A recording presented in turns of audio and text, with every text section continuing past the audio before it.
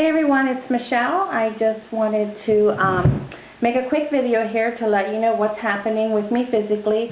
I did allude to it probably in the last two videos about some medical issues that I'm having.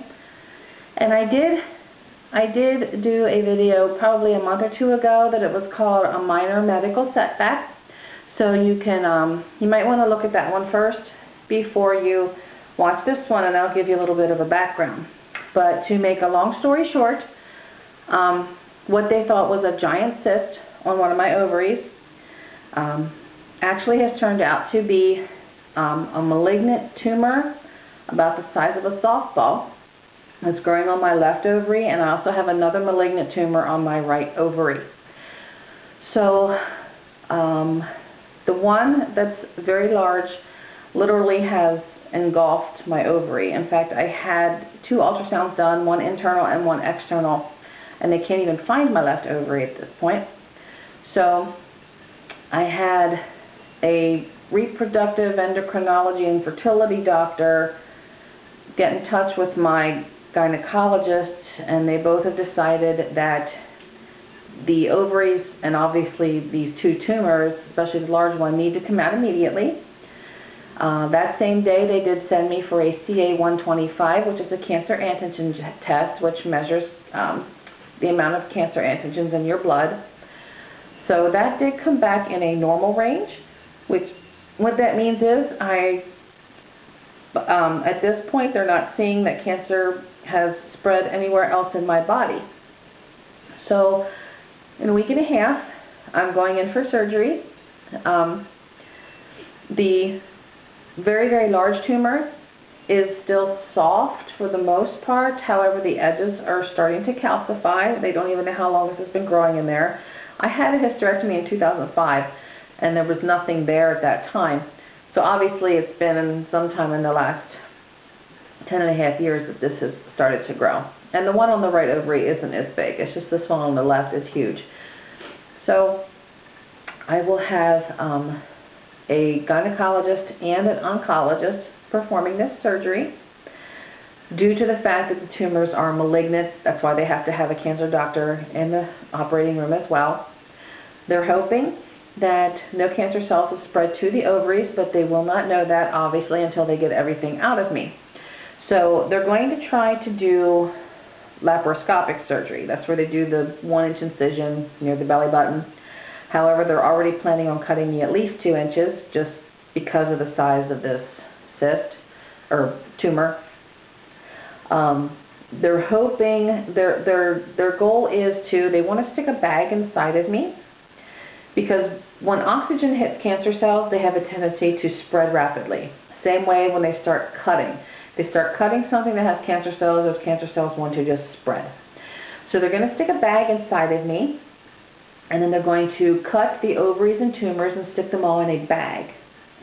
Their hope is that everything will be flexible enough that they can pull the bag out then by this small incision. If they can't, they're going to have to cut me from hip bone to hip bone again, which is how I had my hysterectomy done back in 2005. So at that point, until they send everything away to be tested, I won't know if cancer cells have spread to the ovaries.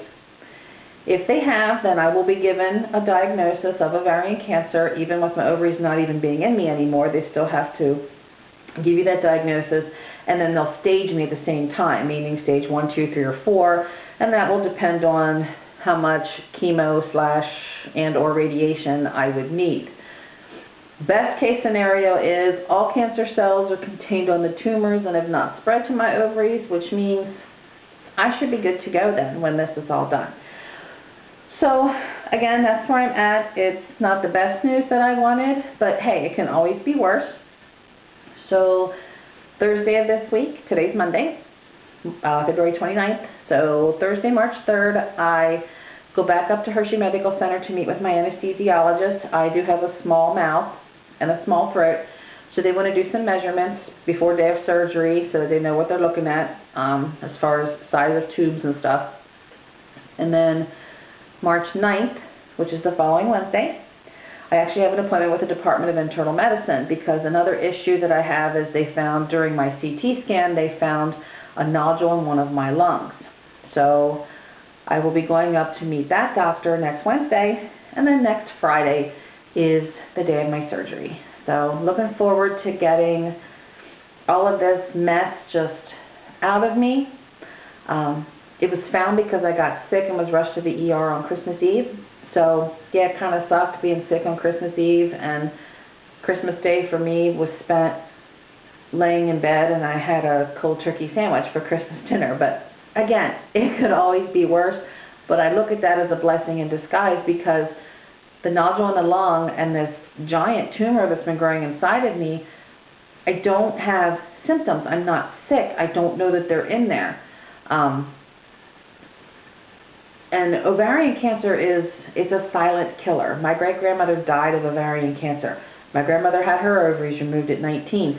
It's one of those diseases where you don't know you have it until it's too late.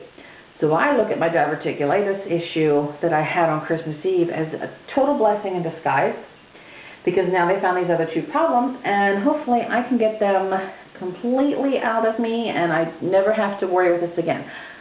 I am not having any more babies. I don't need any of those parts anymore. I just wish when they did my hysterectomy in 2005 that they would have taken the ovaries then, but that's another whole story, why they didn't.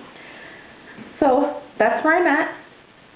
So again, just want to let everybody know what's going on. I have had to hear that dreaded C word that no one wants to hear, but hopefully everything's found early and I'm feeling positive, and I just am believing that everything's just going to come out great for me, and I'm going to be able to keep making videos and keep growing my subscribers, because I'm really starting to enjoy the video thing.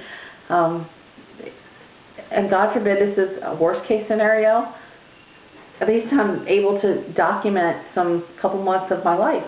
So be something for my kids to look back on, and my husband to look back on, and yeah, so that's all I'm going to say right now. So that's where I'm at, and we'll go from there. I'll keep you posted.